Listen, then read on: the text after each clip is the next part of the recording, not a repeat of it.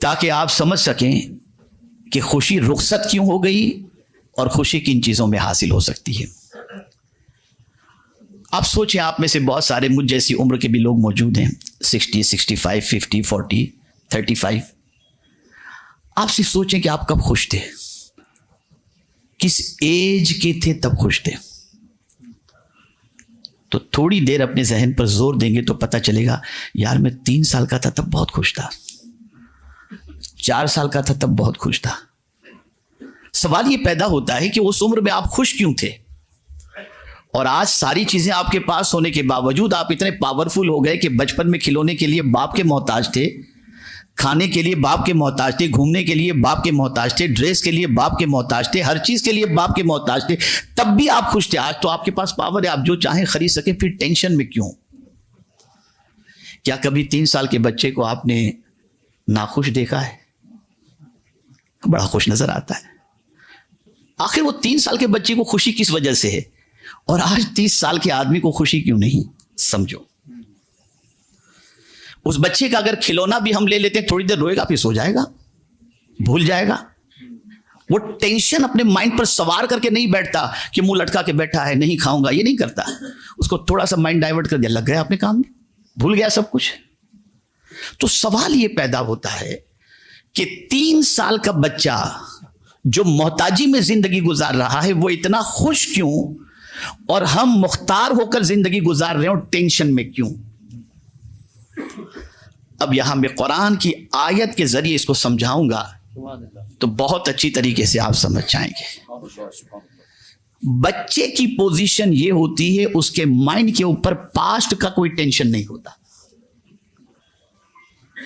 उसको पास्ट का कोई टेंशन नहीं होता, और उस बच्चे को फ्यूचर की कोई रिस्पॉन्सिबिलिटी का एहसास और खतरा नहीं होता। वो तो प्रेजेंट लाइफ से एंजॉय कर रहा है, वो प्रेजेंट लाइफ से एंजॉय कर रहा है, ना उसे पास्ट की फिक्र है, ना उसे फ्यूचर की फिक्र है। इसी को अल्लाह ने अपने दोस्तों की शान में फरमाया, अला इन्ना औलिया अल्लाह ला खौफुन अलैहिम वला हुम यहज़नून। उनके माइंड के ऊपर पास्ट का कोई टेंशन नहीं और फ्यूचर की कोई फिक्र नहीं, इसलिए कि वो अच्छी तरीके से अल्लाह वाले जानते हैं कल जो हुआ वो अल्लाह के चाहे से हुआ, आगे जो होगा वो अल्लाह के चाहे से होगा। अभी की जो जिंदगी है उसे अच्छी तरीके से गुजार दो, इंशाअल्लाह तुम्हारी जिंदगी सुकून और खुशी के साथ गुजरती चली जाएगी। ये कॉन्सेप्ट है खुश रहने का। आज हमारे यहाँ पास्ट का सोचकर, मैं ये नहीं किया होता तो कितना अच्छा था, ऐसा क्यों हो गया? अब हो गया जो होना था, अब आप उसे फिर से चेंज तो नहीं कर सकते। जो आपकी किस्मत में, आपके मुकद्दर में आपसे मुताल्लिक जो लिख दिया गया था वो हो गया। अब उसका टेंशन लेकर के क्या होगा? मैं आपको एक चीज बताऊं कि हमेशा याद रखिएगा, पॉजिटिव अगर आपकी थिंकिंग है तो आपकी जिंदगी बहुत पीसफुल गुजरेगी, और नेगेटिव थिंकिंग है तो आप अच्छी चीजों के अंदर भी नेगेटिव सोचेंगे। मैं उसको एक एग्जांपल के जरिए समझाऊं। आप रास्ते से जा रहे थे, कोई बहुत फास्ट कार चलाता हुआ बंदा आपके करीब आकर जोरदार ब्रेक मार दिया और आप उससे टक्कर या उसकी गाड़ी की जद में आने से बच गए। अब आप बचे ना, बचकर किनारे पे जाकर, आज आ जाता तो क्या हो जाता, मेरे बच्चों का क्या होता, मेरी बीवी का क्या होता, मेरे माँ बाप का क्या होता। और फिर इसका टेंशन आपके माइंड पर इतना सवार कि अब रात को नींद नहीं आ रही, यार वो लगा देता, हड्डी टूट जाती, ये हो जाता, फ्रैक्चर हो जाता, हॉस्पिटल जाता, पैसे होते नहीं होते, कौन पहुंचाता। अब लेकिन अगर पॉजिटिव थिंकिंग है तो आप ये सोचेंगे, जिस कुदरत ने आज बचाया है वो हमेशा बचाएगा। टेंशन से बाहर आ गए, और उस अल्लाह के बचाने की कुदरत पर आपको खुशी महसूस होगी। मेरे करीम तू कितना करम फरमा है कि इतना बड़ा हादसा होने वाला था लेकिन तूने बचा लिया। तो उस बचने को गम की बजाय आप खुशी में चेंज कर सकते हैं, लेकिन उस वक्त जब आपकी नजर कार की बजाय कुदरत की तरफ हो। अल्लाह ये चाहता है कि मेरे बंदे तू मेरी तरफ नजर रख, मेरी तरफ नजर रख। तू पास्ट की फिक्र करता है, तेरे हिस्से में ये चीजें लिख दी गई थी जो हो गया, और फ्यूचर के बारे में तू क्यों फिक्र करता है? तूने तेरा कल नहीं देखा तो उस फ्यूचर के बारे में क्यों सोचता है जिसका तुझे कॉन्फिडेंस और यकीन नहीं है कि तुझे वो नसीब भी होगा कि नहीं होगा। जो खुदा कल का है वो खुदा आज का भी है। इसीलिए फरमाया गया मेरे प्यारे आका सल्लल्लाहु तआला अलैहि वसल्लम के प्यारे दीवानों, लिकैला तासौ अला मा फातकुम वला तफरहू बिमा आताकुम। जो कुछ चला गया उससे मायूस मत हो जाओ, और जो कुछ अल्लाह ने दिया उस पर तकब्बुर मत करो, शुक्र करो, खुशी में जिंदगी गुजरती चली जाएगी। पास्ट का टेंशन माइंड पर सवार होने मत दें, और फ्यूचर के बारे में बहुत ज्यादा अपसेट होकर के बैठ जाने की कोशिश भी ना करें। ये वो चीजें हैं जो इंसान की प्रेजेंट खुशी को भी छीन लेती हैं। अब मैंने जब खुशी के बारे में थोड़ी सी आज स्टडी की तो टेम्पररी और परमानेंट खुशी का एक अजीब कॉन्सेप्ट सोचते सोचते सोचते सोचते मेरे जहन में आ गया। आपने कभी रमजान की इफ्तार के बारे में सुना होगा। आक़ाए करीम सल्लल्लाहु अलैहि वसल्लम इरशाद फरमाते हैं, रोजेदार को अल्लाह दो खुशियां अता फरमाता है। एक इफ्तार के वक्त उसे खुशी होती है और दूसरी कयामत में खुदा के दीदार से उसे खुशी नसीब। अब यहां ये वाज़ेह तौर पर हो गया कि जिस तरह से इफ्तार के वक्त हम खुश होते हैं तो ये हमारी एक टेम्पररी खुशी है, और परमानेंट खुशी अल्लाह ताला हमें उस तरीके से अता फरमाएगा जब जन्नत में जाकर के अपने रब का दीदार करेंगे, तब हमें परमानेंट खुशी नसीब होगी। एक खुशी बताई अल्लाह ने, एक टेम्पररी, सरकार ने बताई, एक टेम्पररी खुशी, एक परमानेंट खुशी। आप सोचेंगे ये मौलाना लोग दीन ही ले आते हैं। मैं आपसे एक चीज अर्ज करूं, इसके बगैर खुशी है ही नहीं। आप कहीं भी ढूंढ लीजिए, कहीं भी ढूंढ लीजिए, आप मटेरियलिज्म के अंदर आप खुशी ढूंढ लीजिए, आपको नहीं मिलेगी। स्पिरिचुअल के अंदर ही आपको खुशी मिलेगी। इसको जहन में रखिए आप। इसीलिए औलिया किराम अलैहिमुर रिदवान कभी टेंशन में रहते ही नहीं थे, बल्कि हर टेंशन वाला उनके पास जाता था तो उसका टेंशन भी दूर हो जाया करता था। वो रोतों को हंसा देते थे। वजह क्या थी कि वो अपने रब की जात से उसका कनेक्शन इतना स्ट्रांग था कि वो जानते थे कि सब कुछ मिन जानिबिल्लाह है, अल्लाह की तरफ से है। और ख़ास जो मुझे समझाना है वो ये है कि आज आपको ये सोच लेकर के जाना है, प्रेजेंट में जियो, और जो कुछ अभी हमारे पास है उससे लुत्फ उठाओ, उसका फ़ायदा उठाओ, उसके बारे में सोचो कि किस तरीके से उसको हम बेहतर से बेहतर गुजार सकते हैं। अब उसको भी कैसे बेहतर गुजारा जाए उसको भी कुरान ने बताया, वल अस्र इन्नल इंसान लफी खुस्र। इंसान घाटे में है।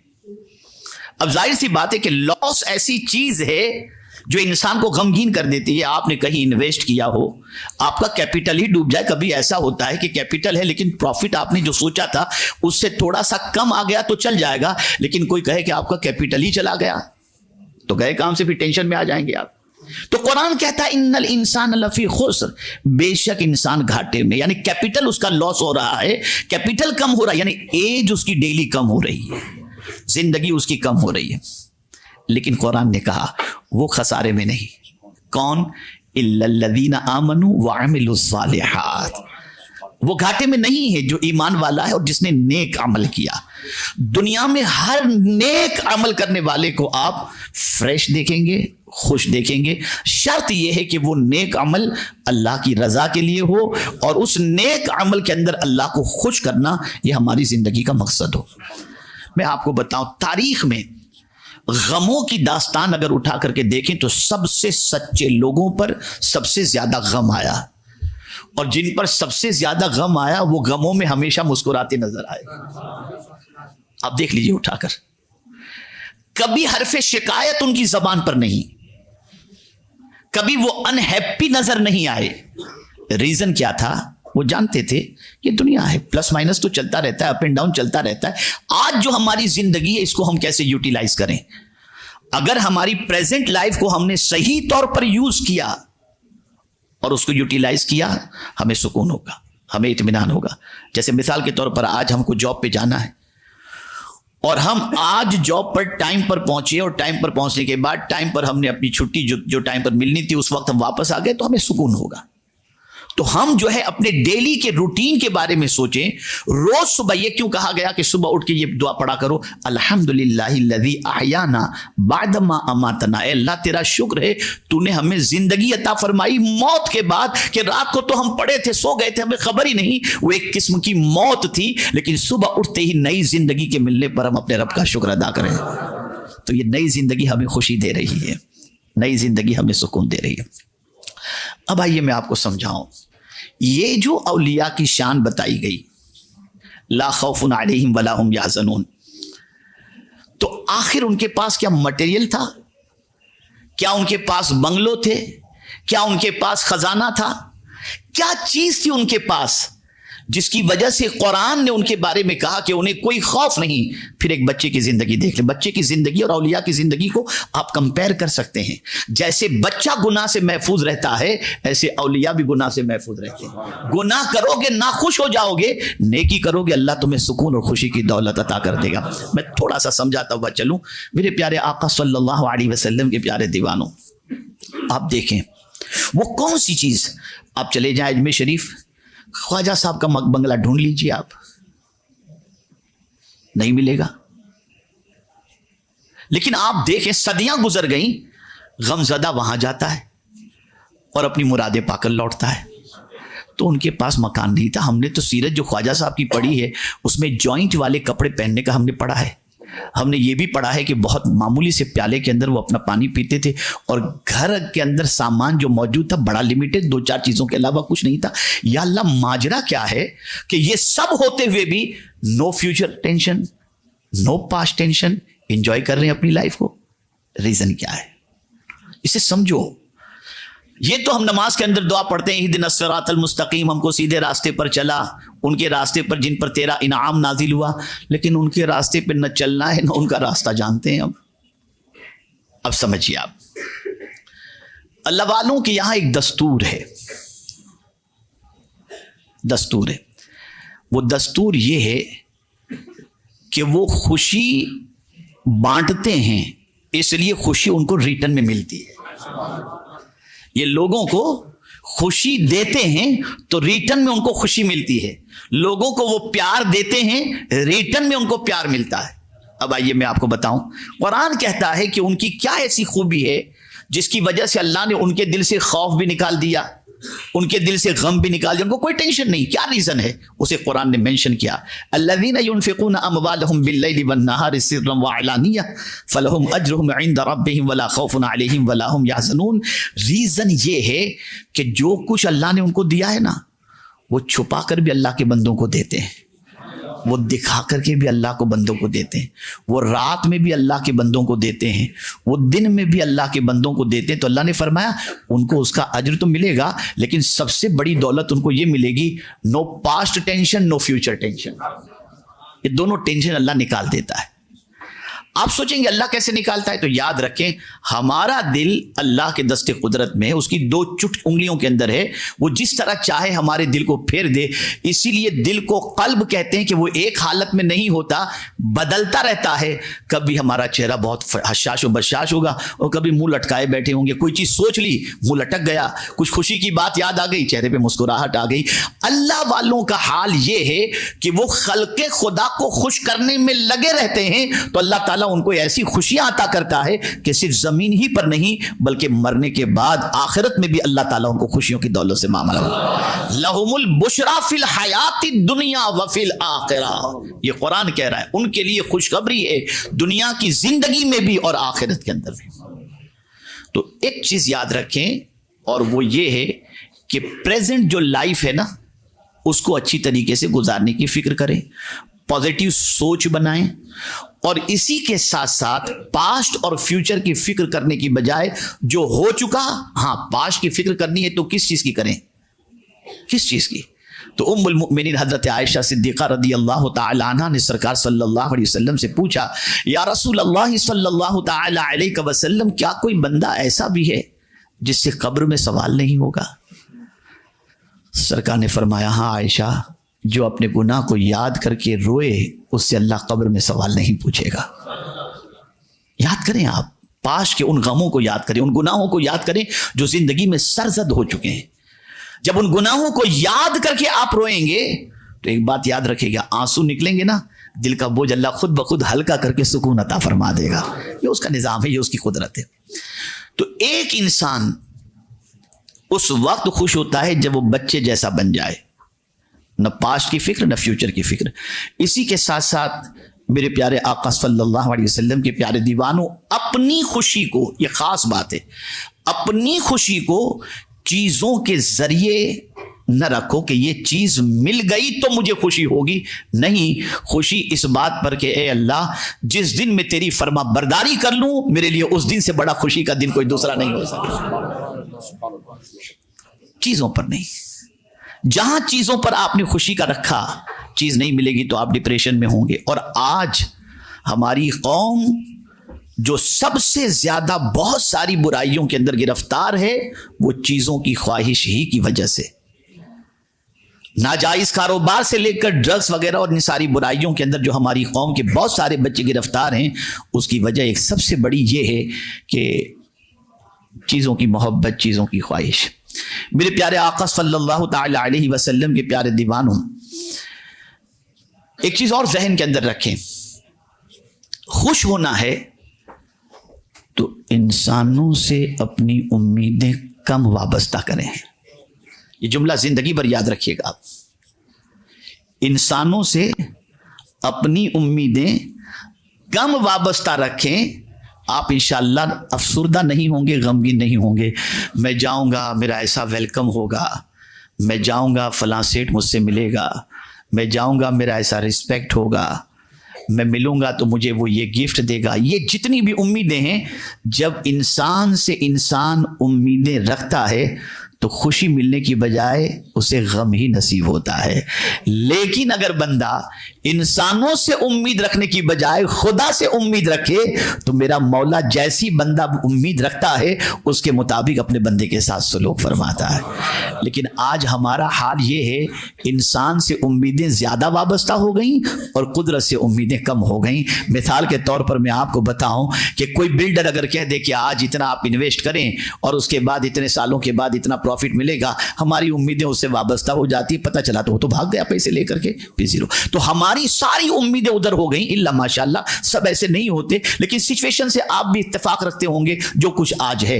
लेकिन हमारा हाल जो आज सबसे ज्यादा अपसेट होने का है और जो वजह है वो ये है, सबके वादे पर भरोसा है, रब के वादे पर भरोसा नहीं। मैं आपको बताऊं, बहुत सारे लोग आते हैं, हजरत कोई नुस्खा हो तो बताइए, जल्दी से अरबपति बन जाऊं, खरबपति बन जाऊं, मालदार बन जाऊं, है। और अब तो यूट्यूब पर आपको ज्यादातर ऐसी ही क्लिप मिलेंगी, करोड़पति बनने का वजीफा, और 2 दिनों के अंदर दौलत का अंबार लग जाएगा। अब उनसे पूछिए जो बताने वाला है कि तुम्हारे पास कितना अंबार लगा है, जरा ये भी तो बताओ। आज मैं आपको मालदार बनने का वजीफा देता हूं, और मेरी तरफ से नहीं, कुदरत की तरफ से। मैं देखता हूं कि इस पर कितनों को एतमाद है और कौन इस पर अमल करता है। आपने सबके वादे पर भरोसा किया, अब आइए कुदरत का वादा क्या है। अल्लाह अज़्ज़ा व जल्ल फरमाता है, वामुर अहलका बिस्सलाति वस्तबिर अलैहा ला नसलुका रिज़्क़ा नहनु नरज़ुक़ुक। अल्लाह फरमाता है अपने घर वालों को नमाज का हुक्म दो और तुम भी नमाज पर कायम रहो। अल्लाह फरमाता है मैं तुमसे रोजी नहीं मांगता, मैं तुमको रोजी अता करूंगा।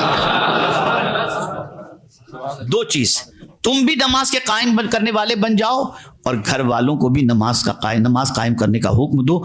मैं तुमसे रोजी नहीं मांगता, मैं तुमको रोजी अता करूंगा। हमारा हाल क्या है, जरा देख लें, जरा देख लें। और ये बात अच्छी तरह से याद रखिएगा, गुनाह करके इंसान कभी खुश नहीं हो सकता और नेकी करके कभी इंसान गमगीन नहीं हो सकता। नेकी इंसान को खुश करने ही के लिए है, नेकी इंसान को मसरत अता करती है। और अच्छी तरीके से याद रखें कि पूरी जिंदगी सहाबा की, ताबईन की, औलिया की, अंबिया की उठा करके देख लें, उनकी खुशी का सबसे बड़ा सबब यही था कि वो खुशी बांटते थे, रिटर्न के अंदर उनको खुशी मिला करती थी। हम टेंशन बांटते हैं, जवाब में हमको टेंशन मिलता है, टेंशन मिलता है। मेरे प्यारे आका सल्लल्लाहु अलैहि वसल्लम के प्यारे दीवानों, बस आखिरी बात, किस चीज के मिलने पर हमको खुशी मनानी चाहिए? लंबी कार मिलने पर, दुनिया की सारी नेमतों के मिलने पर? हाँ बिल्कुल ठीक है, अल्लाह दे रहा है, उसे आप अल्लाह का शुक्र अदा कर। आप ये ना सोचें कि बड़े मकान में रहना कोई गुनाह की बात है, बड़ी सवारी इस्तेमाल करना कोई गुनाह की बात है, ना ना बिल्कुल नहीं। हुजूर सल्लल्लाहु अलैहि वसल्लम ने फरमाया, वो शख्स खुश नसीब है जिसे 3 नेमतें मिल जाएं। कुशादा मकान यानी बड़ा मकान मिल जाए, अच्छी सवारी और वतन में रोजी। ये 3 चीजें जिस बंदे को मिल जाए वो बंदा बड़ा खुश नसीब है, बड़ा खुश नसीब है। तो अगर ये चीजें आपको नसीब में, आपके नसीब में है तो आप खुश नसीब हैं। लेकिन आज मैं वो चीज आपके सामने अर्ज करता हूं कि अगर हर मुसलमान इस चीज पर तवज्जो दे और परवरदिगार जल्ल जलालहू के इस फरमान के बारे में अपने दिलो दिमाग के अंदर बिठा ले, और खुशी सबसे ज्यादा दुनिया की चीजों के मिलने की बजाय जो चीज मैं बता रहा हूं कुरान की रोशनी में, जिस पर अल्लाह ने खुश होने का हुक्म दिया और खुशी मनाने का हुक्म दिया, अगर मुसलमान उन चीज़ों पर खुशी मनाता, उसकी दुनिया भी खुशी के अंदर गुजरती, उसकी आखिरत भी खुशी में गुजरती। आइए बताओ वो कौन सी चीज़ है? अल्लाह ने अपने महबूब से फरमाया, कुल बिफदलिल्लाहि व बिरहमतिही फबिज़ालिका फलियफ़रहू हुवा खैरुम मिम्मा यजमऊन। मेरे महबूब तुम फरमाओ, अल्लाह के फजल और उसी की रहमत, उसी पर चाहिए कि खुशी करें, और वो उनके सब धन दौलत से बेहतर है। अब ये फजल और रहमत, ये 2 चीजें अल्लाह अज़्ज़ा व जल्ल ने जो इंसान को, मुसलमानों को अता फरमाई हैं, इन 2 चीजों के मिलने पर अल्लाह अज़्ज़ा व जल्ल फरमाता है कि खुशी मनाओ। इन 2 चीजों के मिलने पर, ये फजल क्या है और रहमत क्या है? मुफस्सिरीन के अक़वाल हैं। कुरान के मिलने पर खुशी मनाओ, इस्लाम के मिलने पर खुशी मनाओ, हुजूर के आने पर खुशी मनाओ, हुजूर के मिलने पर खुशी मनाओ।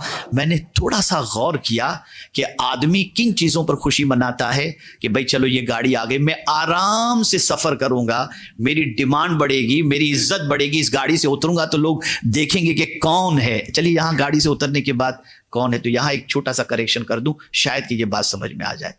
मुसलमानों, मालदार बनने की बजाय ब्रांड बनो। तवज्जो से सुनिएगा, मालदार बनने की बजाय क्या बनो? ब्रांड बनो। अगर कोई मालदार जो अननोन पर्सन है, वो BMW लेकर, मर्सिडीज लेकर किसी इलाके में पहुंच जाए, तो उस गाड़ी में कौन बैठा है अननोन है, तो लोग उसको नहीं देखेंगे, गाड़ी को देखेंगे कि गाड़ी कितनी अच्छी है, पता नहीं कौन उतरा है, क्या है, कौन होगा कोई, वो गाड़ी को देख, कितनी अच्छी गाड़ी है, इसके टायर कितने अच्छे, कलर कितना अच्छा है।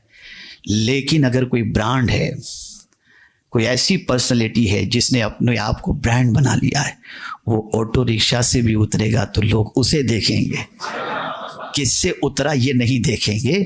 इसलिए मुसलमान को चाहिए कि मालदार बनने की बजाय ब्रांड बनो, कि तुम दुनिया में जहां कहीं उतरो, दुनिया तुम्हें देखे, तुम्हें इज्जत किसी चीज की वजह से नहीं, तुम्हारी जात की वजह से मिलनी चाहिए। यह सबसे अहम चीज है। हमने चीजों के जरिए तो इज्जत हासिल की, खुद को ऐसा न बना सके कि लोग हमारी इज्जत करते। अल्लाह वालों का हाल यह था कि उन्होंने अपनी पर्सनैलिटी को खुद ऐसी बना ली थी कि वो पेवंद वाले कपड़े पहन करके भी निकलते तो बादशाह कटोरा लेकर खड़ा होता कि कुछ हमको नजर। ये एक सबसे बड़ी हमारी कोताही है। आप ये ना सोचें कि मैं आपको जो है कोई बड़ी कार खरीदने के लिए मना करता हूँ, आप करें, लेकिन खुद को कुछ बनाएं। चीजों के जरिए हासिल करने वाली इज्जत, चीजें गई, इज्जत गई। हमने देखा करोड़पति की जब सब कुछ चला जाता है ना, तो फिर सलाम करने वाला भी कोई नहीं मिलता, कोई नहीं मिलता, रिस्पेक्ट खत्म हो जाती है। खैर, तो अर्ज ये कर रहा था कि हमने बहुत सारी चीजों को अपने लिए मुफीद समझा। ये होगा तो ये चीज हमें काम आएगी, ये पैसा हमें काम आएगा, ये चीज हमें काम आएगी, ये चीज काम आएगी, ये चीज काम आएगी, और उस चीज के मिलने पर हम खुश होते हैं कि चलो हमारे लिए परेशानी की नजात का एक इंतजाम हो गया। काश कि हमने ये सोचा होता कि इस्लाम से ज्यादा परेशानी से नजात दिलाने वाला कौन हो सकता है। हुजूर से बढ़ करके परेशानी से निजात दिलाने वाला कौन हो सकता है, और कुरान से ज्यादा सीधा रास्ता दिखाने वाला कौन हो सकता है। अगर हर मुसलमान इस बात पर खुशी मनाता कि अल्हम्दुलिल्लाह अल्लाह ने मुझे इस्लाम की दौलत अता फरमाई, कुरान की दौलत अता फरमाई और अपने महबूब का उम्मती बनाया, तो ये खुशी मनाना क्या है। अल्लाह फरमाते जो कुछ धन दौलत तुमने जमा कर रखी है ना, ये सारी चीजों से बेहतर है कि मेरे महबूब के मिलने पर तुम खुशी मनाओ। इसलिए कि धन दौलत यही रह जाएगी। मैं एक छोटा सा एग्जांपल दूं, सऊदी का बादशाह भी मर जाए, बादशाह है, सोने की कानें उसके पास मौजूद हैं, सब कुछ है उसके पास, लेकिन क्या कोई ये कह सकता है कि वो बादशाह अगर मरेगा तो उसकी कब्र को भी बादशाह के महल जैसी बनाई जाएगी? क्या वो बादशाह जाएगा कब्र के अंदर तो रोलेक्स पहन करके जाएगा, या कोई ब्रांडेड घड़ी पहना है वो लेकर के जाएगा? नहीं, कुछ भी नहीं। एक गरीब जिस तरीके से 2 गज कफन के साथ जाता है, वो भी उसी तरीके से जाएगा। ये नहीं कि जमीन पे गर्मी पड़ती थी तो सब कुछ इंतजाम था, कब्र की गर्मी का भी इंतजाम करके जाए। ना ना ना, कुछ भी नहीं, कोई चीज नहीं, कोई चीज साथ नहीं ले जा सकता। हाँ, ले जाएगा क्या? अपने आमाल लेकर के जाएगा, अपनी नेकियां लेकर के जाएगा। तो मेरे प्यारे आका सल्लल्लाहु अलैहि वसल्लम के प्यारे दीवानों, ये बात अच्छी तरीके से जहन के अंदर महफूज कर लें कि अल्लाह अज़्ज़ व जल्ल ने जो दीन, कुरान और हुजूर सल्लल्लाहु अलैहि वसल्लम की नेमत हमें अता फरमाई, इस पर हमें चाहिए कि हम अल्लाह की बारगाह में शुक्रिया भी अदा करें और खुशी भी मनाएं। और जितनी ज्यादा इस नेमत पर खुशी मनाते चले जाएंगे, अल्लाह ताला दुनिया में भी खुशियां अता फरमाएगा और आखिरत में भी खुशी अता फरमाएगा। अपनी खुशी को किसी के साथ वाबस्ता न करें, वाबस्ता से मुराद किसी चीज के जरिए खुशी हासिल न करें। खुद को जिंदगी, खुद की जिंदगी को अल्लाह और उसके रसूल के इरशाद के सांचे में इतनी ढाल दें कि आपकी नेकियां खुद आपको सुकून अता करें और खुशी अता करें। मेरे प्यारे आका सल्लल्लाहु तआला अलैहि वसल्लम के प्यारे दीवानों, और इसी के साथ साथ आपसे मैं ये भी गुजारिश करूंगा कि मेरे प्यारे आका सल्लल्लाहु अलैहि वसल्लम के प्यारे दीवानों, अल्लाह उन लोगों के दिलों से खौफ और गम को निकाल देता है जो कुरान को फॉलो करते हैं। जैसा कि कुरान मुक़द्दस में अल्लाह ने फरमाया, फमन तबिअ हुदाया फला खौफुन अलैहिम वला हुम यहज़नून। जो अल्लाह अज़्ज़ व जल्ल की हिदायत की पैरवी करे, अल्लाह पास्ट का गम निकाल देता है और फ्यूचर का टेंशन से उसको बरी कर दिया करता है।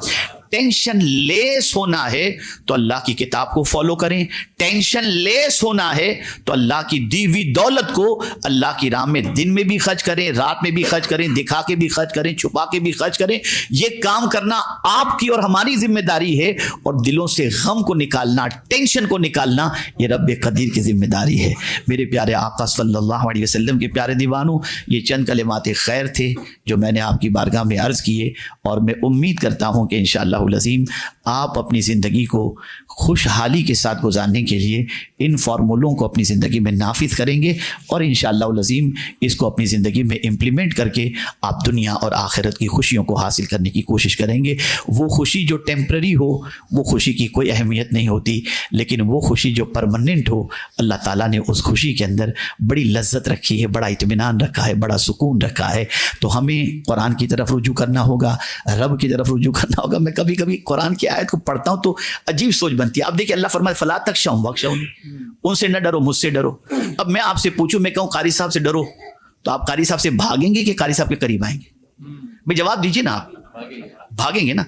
अब एक तरफ कुरान कहता है मुझसे डरो, और दूसरी तरफ कहता है फफिरू इलल्लाह, अल्लाह की तरफ भागो। यानी डरने की भी बात कही जा रही है, उसकी तरफ भागने की भी बात कही जा रही है। अंदाज देखिए कुरान। एक तरफ कुरान कहता है लक़द खलक़नल इंसान फी अहसन तक़वीम, कि अल्लाह ने इंसान को बहुत अच्छी साख में पैदा किया। दूसरी तरफ कुरान कहता है इन्नल इंसान खुलिक़ हलुआ, उसका ऐब भी बयान कर रहा है अल्लाह ताला, इसके अंदर यही कमियां हैं। ये कुरान को अलग अंदाज से आप समझें, और उसकी हिकमतों को जब आप समझेंगे तो आपको पता चलेगा कि मेरे रब का मंशा क्या है। जो इस रब से डरने का हुक्म दिया जा रहा है, वो रब ही कहता है मेरे बंदो मेरी तरफ आ जाओ, मेरे पास आ जाओ, मेरी तरफ भागो, मेरी तरफ दौड़ करके आ जाओ। मेरी रहमत के अलावा कौन है जो तुम्हें पनाह दे सकती है? तो हमें इन सारी चीज़ों को समझने की ज़रूरत है। आप इसी तरीके से इंशाअल्लाह अज़ीम तशरीफ़ लाते रहेंगे और इस तरीके से नशिस्तें होती रहेंगी, तो बहुत कुछ दिलो दिमाग के अंदर मौजूद गलत सोचों का करेक्शन भी होगा और हमारी सोच इंशाअल्लाह अज़ीम परफेक्ट बन जाएगी और हमारी दुनिया और आखिरत दोनों संवर जाएगी इंशाअल्लाह अज़ीम। अल्लाह जिस बंदे से नाराज़ होता है उसकी साइन क्या है, और अल्लाह जिस बंदे से खुश होता है उसकी निशानी क्या है? हमारे यहाँ बिल्कुल उल्टा है, गुनाह करो लेकिन माल है तो अल्लाह हमसे खुश है, ये सोच है ना। तो एक बात याद रखें, अल्लाह जिस बंदे से चाहता है उसे भी दौलत देता है और जिसे नहीं चाहता उसे भी दौलत देता है, लेकिन सजदे की तौफीक तो उसी को देता है जिसे वो चाहता है। ये न समझा जाए कि माल आ गया और नमाज नहीं पढ़ता तो मुझसे ज़्यादा मालदार और मुझसे ज़्यादा अल्लाह की नेमतों का हकदार कौन। मुझे यहाँ पर मेरी बहनें मौजूद हैं, बच्चियाँ मौजूद हैं, तो एक वाक़या याद आ रहा है। एक वाक़या मैं अर्ज़ कर दूँ। ऐसा होता है ना, कभी कभी मियाँ अच्छे होते हैं तो बीवियाँ ज़रा टेढ़ी होती हैं, और बीवी अच्छी होती है तो मियाँ टेढ़े होते हैं, ऐसा होता है। तो एक ऐसे ही बेचारे मियाँ थे, बहुत बीड़ी पीते थे, सिगरेट पीते थे, तंबाकू तो खैर कॉमन है आज की पोजीशन में, गुटखा वगैरह, लेकिन बीवी बड़ी नेक थी, नमाज की पाबंद, तहज्जुद की पाबंद। छोटा सा घर था, कोई बड़ा घर नहीं था। एक रात बीवी उठी और उठ करके उसने वज़ू किया, वज़ू करके नमाज पढ़ने बैठ गई। मियाँ सो रहे थे। नमाज के बाद बीवी ने दुआ के लिए हाथ उठाया और कहा, अल्लाह तुझे जो मुझसे मोहब्बत है उस मोहब्बत का वास्ता है, मुझे जो तुझसे है वो नहीं, तुझे जो मुझसे मोहब्बत है उस मोहब्बत का वास्ता। अब मियाँ का बस तेवर चढ़ गया, उठ गए वो तो, इतनी बड़ी तू कब से हो गई कि तुझे अल्लाह चाहने लग गया? होता है, इतनी बड़ी बड़ी बातें करने लग गई। मुस्कुराई और मुस्कुरा कर कहते, मैं कॉन्फिडेंस के साथ कहती हूँ कि मेरा अल्लाह मुझे चाहता है। कहा कैसे? कहा न चाहता होता तो बिस्तर से उठाकर मुसल्ले पर क्यों लाता? न चाहता तो मुसल्ले से बिस्तर से उठाकर मुसल्ले पर क्यों लाता? ये है वो साइन जिसे समझना जरूरी है। हम नहीं समझ रहे हैं, हम नहीं समझ रहे हैं, हम बिल्कुल, हमारी सोच जीरो है। सही सोच की तरफ आओ। और इसी गलत सोच ने हमें तबाह कर दिया, इसी गलत सोच ने हमें बर्बाद कर दिया। तो हमें इन सारी चीज़ों को समझने की ज़रूरत है।